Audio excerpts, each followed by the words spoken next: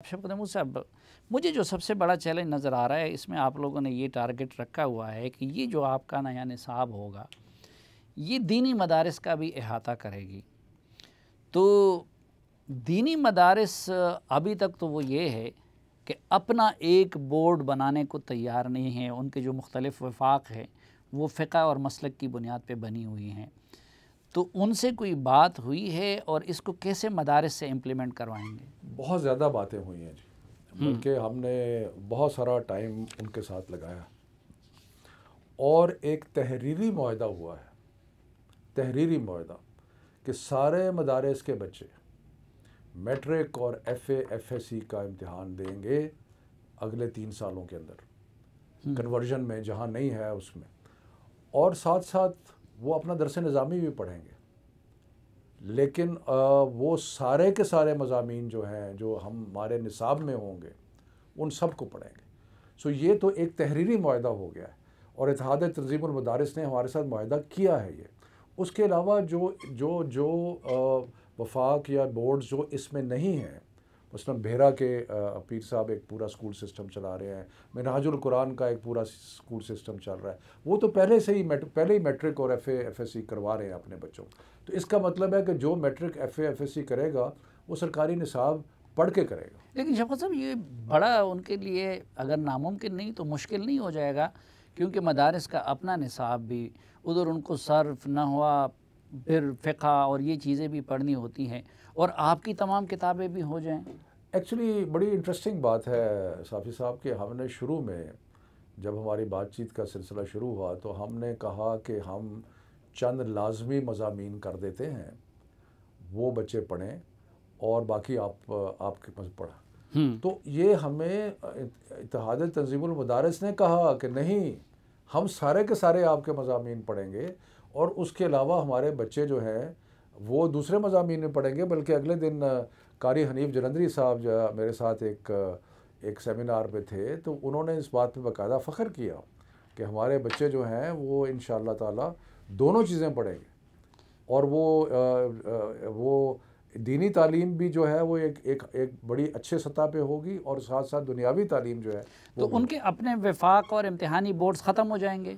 उनके वो अपने इम्तिहान लेंगे। जो उनका दरस निज़ामी का जो इम्तिहान होता है, शहादतुल आलमिया या इस तरह मुख्तलिफ़ नाम हैं उनके, और वो अपने लेंगे। लेकिन प्रॉब्लम उनको क्या था? प्रॉब्लम उनको ये था कि उनके जो सर्टिफिकेट थे या उनके जो डिग्रियां थी वो कहीं एक्सेप्ट नहीं होती थी और इसलिए उनके बच्चे जो थे वो उनको सिर्फ एक ही चंद ही मुलाजमतें मिलती थी ना, या यहाँ मस्जिद हो जाते थे या कुछ और। अब उनके बच्चे जो हैं जब मैट्रिक और FA FSC करेंगे तो मदारिस के बच्चे जो हैं वो फ़ौज में भी जाएंगे, वो पुलिस में भी जाएंगे, वो डॉक्टर भी बनेंगे जी। यानी कि उनके लिए सारी दुनिया खुल गई है। और मैं चंद मदारिस में गया हूँ, बच्चे बड़े खुश हैं इस बात पे। नहीं, वो तो इससे खुश होंगे, लेकिन असल में जो तफ़र्रुक़ा डालता है वो जब तक आप उनके अपने निसाब को एक नहीं करेंगे, क्योंकि वो फ़िक़्ह और मसलक की बुनियाद पे बना हुआ निसाब है। और बदकिस्मती से मदारिस में फ़िक़्ह पहले पढ़ाया जाता है और उसमें ज़हन पुख्ता हो जाते, उसके बाद कुरान और सुन्नत की बारी आती है। तो जब आप उनको नहीं करेंगे तो ये कौम के एक होने का मकसद तो पूरा नहीं हो मेरा सकता। ख्याल है उसमें कुछ पेशरफ्त हुई है इस तरह के। एक तो इत्तेहाद तंज़ीमुल मदारिस जो है वो आपको पता है कि सारे फ़िक़्ह उसमें रिप्रेजेंटेड हैं, हमारे अहले तशी भी हैं उसमें, बाकी भी हैं, जो उर्फ़ आम जिनको देवबंदी बरेलवी कहते हैं वो भी हैं।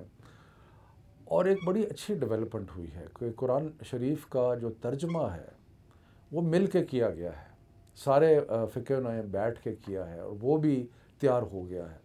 कुछ चीज़ें जिन पे इत्तफ़ाक़ नहीं था हमने अपने निसाब में भी, वो मिसाल के तौर पे हमारा जो इस्लामियात का निसाब है उसमें हमने ये कहा है कि नमाज का तरीका बच्चे घर में सीखेंगे, इसलिए कि वो नमाज़ पढ़ने का जो तरीका है वो मुख्तलिफ़ फ़िक़्हों का मुख्तलिफ है। तो बजाय इसके कि इसके लिए हम एक इशू होता, हमने कहा जी नमाज जो है हम कुरान और नाज़रा वो बिल्कुल पढ़ाएंगे बच्चों को, लेकिन नमाज जो है बच्चे घर में सीखें। सो इस तरह करके बहुत सारे जो ऐसे क्वेश्चंस थे उनको हमने टैकल किया। लेकिन जब तक आप मदारिस को इस पे मजबूर नहीं करते कि वो अपने लिए एक निसाब और एक इम्तिहानी बोर्ड बना दें, तो उसको आप अपने दायरे में कैसे लाएंगे? ये तो नहीं, हमारे दायरे में तो वो इस तरह आ गए ना कि जो सो कॉल्ड दुनियावी बोर्ड्स हैं, हाँ, उनकी उनकी उसमें तो बराबरी है ना, उसमें तो सारे वो सब्जेक्ट पढ़ेंगे जो कि बाकी बच्चे भी पाकिस्तान के पढ़ रहे होंगे। अब रह गया ये कि एक बहुत ही मुश्किल काम है, आप मेरे से बेहतर समझते हैं, कि सारे मसाले को बैठ के कहना कि आप अपना एक करिकुलम बनाएं दरस निज़ामी के, जो अगर में कहीं फ़र्क है तो उसको एक करें। वो मेरा ख़्याल है कि एक बहुत बड़ा काम है, लेकिन वो करना पड़ेगा। लेकिन इस वक्त तो हम जो इस बात पे बहुत ही, और देखें दोनों चीज़ें पाकिस्तान की तारीख़ में आज तक कभी नहीं हुई।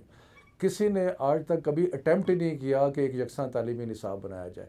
सिमिलरली आज तक कभी मदारिस ने इस बात पे इत्तफ़ाक़ नहीं किया कि जी हमारे बच्चे जो हैं वो FA FSC और मैट्रिक का इम्तिहान देंगे। ये पहली दफ़ा है। मदारिस के बारे में ये भी कन्फ्यूजन थी कि भाई उनकी ये रजिस्ट्रेशन का मामला या इनकी रेगुलराइजेशन का मामला ये इंटीरियर मिनिस्ट्री करे, ये सूबे करे, ये वजारत तालीम करे, तो वो क्या, क्योंकि आपकी वजारत तालीम ने उस हवाले से भी अपना एक वो तैयार किया है, तो क्या वो मदारिस की ये सारे मामलात अब वजारत तालीम के तहत है? बिल्कुल हमारे साथ हैं, बल्कि ये एक मुतालबा था, हमने उस मुतालबे से एग्री किया। रिलीजस दीनी तालीम का जो शोबा था वो वजारत मजहबी अमूर से अब तालीम के पास आ गया है। हमने एक डायरेक्टरेट जनरल रिलीजियस एजुकेशन की बनाई है, और इंशाअल्लाह ताला हम साफ़ी साहब और 15 दिन में रजिस्ट्रेशन का काम शुरू कर देंगे। और उसकी जो बाकी शराइत मैं आपको क्विकली बता दूं, जो मदरसा रजिस्टर नहीं होगा उसको इजाज़त नहीं होगी कि वो चले, और जो रजिस्ट्रेशन की शराइत पे पूरा नहीं उतरता उसको बंद कर दिया जाए। ये सारी चीज़ें इन राइटिंग हैं। ठीक। हाँ, तो इसलिए ये बहुत दूरस्त नताइज का एक वायदा, और रजिस्ट्रेशन का अमल वफाकी वजारत तालीम करेगी। बिल्कुल हम करेंगे और शुरू करने वाले हैं। और मैं यहाँ पे चंद अल्फाज उनकी तारीफ़ में कहना चाहता हूँ, क्योंकि मदारिस ने जो काम 30-40 लाख बच्चों को बग़ैर एक सरकार से एक पैसा लिए वो पढ़ा रहे हैं, ये कोई मामूली काम नहीं है, हॉस्टलों में भी रख रहे हैं, तो ये बड़ी बात है। अच्छा, आपने जहाँ मदारिस का काम मुश्किल कर दिया है कि अपना भी वो पढ़ेंगे और आपकी चीज़ें भी पढ़ेंगे, उस पे उन्होंने इंसिस्ट किया। तो इधर भी आपने जो ग्रेड 1 से 5 तक इस्लामियात का वो जो रखा हुआ है, इसमें ये टारगेट बड़ा मुश्किल नहीं है कि इन एडिशन टू नाज़र कुरान a framework for reading up 200 अहादीथ from 1 to 8 has been added, तो ये नाज़र कुरान के साथ 200 अहादीस, ये नाज़रा वो पहले से 8वीं तक। हाँ, तो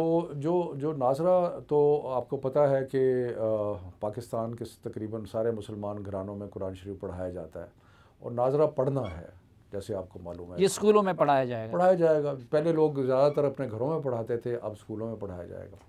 और उसके बारे में एक एक्ट भी है। 2017 में हमारे आने से पहले नेशनल असेंबली ने एक टीचिंग ऑफ कुरान नाज़रा एक्ट जो है वो पास किया था, तो वो उसके मुताबिक। बाकी अहदीस के मामले में बिल्कुल जो और कई बहुत आपको मालूम है छोटी छोटी अहदीस है, सफ़ाई निस्फ़ ईमान है इसका, सो हमने उसमें वो अहदीस रखी हैं जो कि एक तो बहुत ज़्यादा बड़ी नहीं है, दूसरा ये कि वो बच्चों को की तरबियत में बहुत अहम किरदार अदा करती हैं। तीसरा हमने ये भी किया है कि अहदीस अगर अफजल है कि अगर आप अरबी में पढ़ें, लेकिन अगर अरबी में नहीं पढ़ सकते तो उर्दू में पढ़ सकते। इधर आपने ये हिफ्ज़ ऑफ सूरह लिखा हुआ है और फिर 40 अहादीस का हिफ्ज़ लिखा हुआ है, लेकिन तो ये कितना हिफ्ज़ करना होगा वो कुरान मजीद का? वो हमने उसमें ये कहा है कि इस चीज़ को हिफ्ज़ जो है वो उर्दू में भी हो सकता है, अगर यानी कि उसका जो तर्जमे के साथ हो सकता है, और ये मेरा ख्याल है 8वीं तक है। तो उसमें अगर आप उसको ब्रेक डाउन करें तो क्लास 1 में मेरा ख्याल है कोई शायद यानी ज़्यादा ज़रूरत तो असल चीज़ तो कुरान को समझना है और अहादीस को समझना है, वो उसमें अगर इसकी बजाय बेहतर ना होता कि उसको तर्जुमे के साथ कर रहे हैं। हाँ, जो मसनून दुआएं हैं और जो अहदीस हैं वो तर्जुमे के साथ हैं, बल्कि हमने तो ये कह दिया है कि अगर आप उसका मफ़हूम याद कर लें तो वो भी काफ़ी है। सो इसलिए क्योंकि ये हमारे जो एक्सपर्ट्स थे उन्होंने मिल के बनाया है, और जो मुख्तलिफ़ एक्ट्स अभी तक पास हुए हैं पार्लियामेंट में इधर, उनको भी नज़र रखा है। तो हमें तो ये अश्योर किया गया है कि ये ओवर 8 ईयर्स 8 साल के अरसे में, और फिर 6वीं 7वीं से जो कुरान शरीफ का भी तर्जमे के साथ, बल्कि उसके बारे में हम कुछ सोच रहे हैं कि तर्जमा राइट फ्रॉम डे 1 तर्जमे के साथ हो तो ज़्यादा बेहतर है। लेकिन बहरहाल इसमें अभी हमने इसको स्टडी मज़ीद कर रहे हैं इस पोर्शन को, और इसमें कुछ देखें, मैं आपको एक चीज़ बताऊँ, निसाब जो है ना वो कुछ साकित चीज़ नहीं है। वो आप जैसे जैसे हम इसको इम्प्लीमेंट करेंगे उसमें हमें कई मज़ामीन में नज़र आएगा कि कुछ नहीं। वो तो मेरा एक और सवाल भी बनता था कि मसलन अमेरिका जैसे ममालिक में वो तो एक बेसिक उनको फ्रेमवर्क मिल जाता है, अहदाफ मिल जाते हैं, टारगेट्स मिल जाते हैं जिस पे तालीमी इदारों को परखा जाता है। अदरवाइज़ उधर भी तो सब निसाब और किताब तो एक नहीं हो सकता। पर निसाब एक है। हाँ, बेशुमार ममालिक ऐसे हैं। फ्रांस में निसाब एक है, चीन में निसाब एक है, अब आपको हैरानी होगी यूके में भी निसाब एक है। फ़र्क सिर्फ ये है कि लोग थोड़ा सा कंफ्यूज कर जाते हैं। निसाब है जो आप चाहते हैं कि बच्चा जिस लेवल पे हो और जिस लेवल पे बच्चे को जज किया जाएगा। ठीक। ये नहीं है कि हर किसी ने वही किताब पढ़नी है।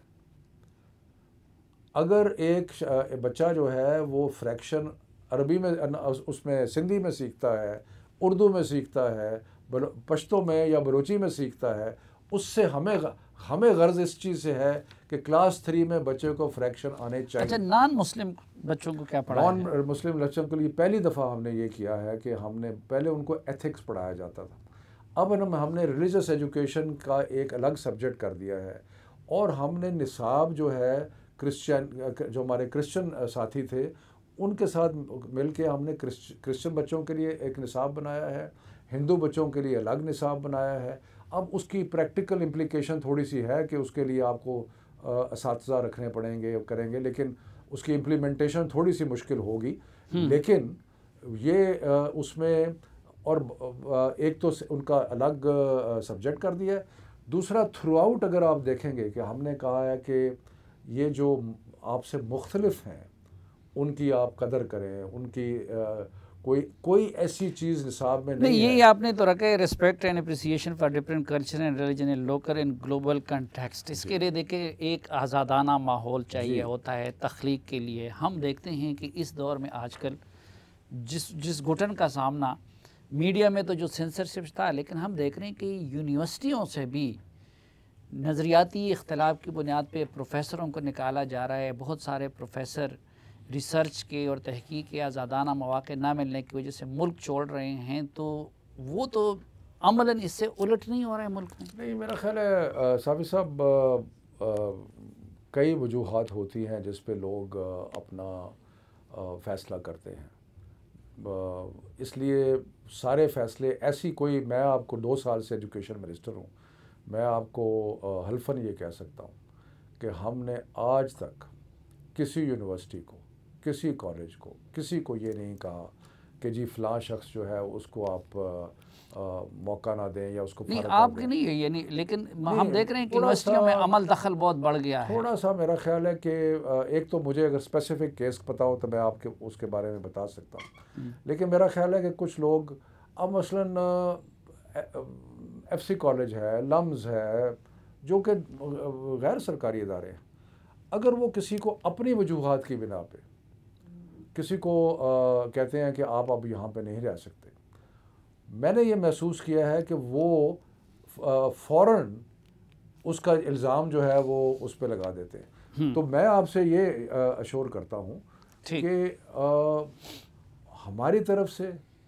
और अगर आप कहते हैं कि मुझे कोई एग्ज़ाम्पल दिया जाए इसका, मैं उसकी पूरी तहकीक करूँगा, लेकिन मैंने जो कुछ अभी तक चंद वाक़यात देखे हैं उसमें मुझे लगा है कि जो यूनिवर्सिटी थी उसको प्रॉब्लम था उन लोगों के साथ, क्योंकि पढ़ा नहीं रहे थे या कोई और इशू था।